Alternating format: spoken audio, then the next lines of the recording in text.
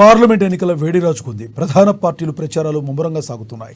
కాంగ్రెస్ అభ్యర్థి ఆత్రం సుగుణకు మద్దతుగా ఆ పార్టీ శ్రేణులు గ్రామీణ ప్రాంతాల్లో విస్తృతంగా పర్యటిస్తూ క్యాంపెయినింగ్ నిర్వహిస్తున్నారు. ఆదిలాబాద్ రూరల్ మండల పరిధిలోని చించుఘాట్, జెండాగూడ, కొత్త చించుఘాట్, టెగడిగూడ, ధర్మగూడ, మలేబోరిగంగాలో ఆదిలాబాద్ అసెంబ్లీ నియోజకవర్గ కాంగ్రెస్ పార్టీ ఇన్ఛార్జ్ కది శ్రీనివాసరెడ్డి ఆదేశానుసారం నాయకులు, కార్యకర్తలు ప్రచారం చేశారు. కాంగ్రెస్ అమలు చేస్తున్న సంక్షేమ పథకాలు, చేపడుతున్న అభివృద్ధి కార్యక్రమాలను వివరిస్తూ ముందుకు సాగారు.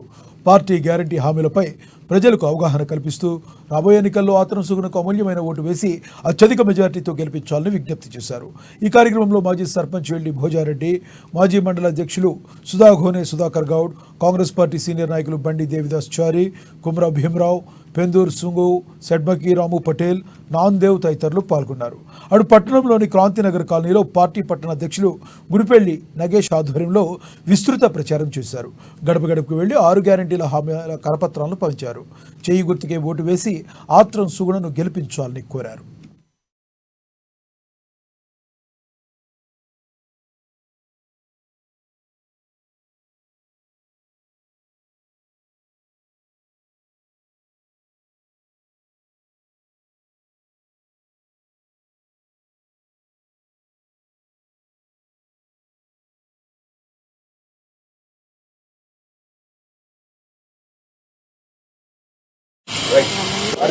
जय कांग्रेस,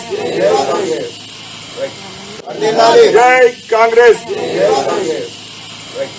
అనుసారంగా ఆదిలాబాద్ మండల పరిధిలో గ్రామాలకు వెళ్లి మరి ఇవాళ చరిత్రలోనే నిలిచే విధంగా కాంగ్రెస్ పార్టీ తరఫున ఆత్రం సుగుణ గారిని ఇవాళ 75 సంవత్సరాల నుంచి పార్లమెంట్ ఎన్నికలు జరుగుతున్నాయి. కానీ మొట్టమొదటిసారిగా మహిళని కాంగ్రెస్ పార్టీ గుర్తించి ఎంపీ టికెట్ ఇవ్వడం జరిగింది.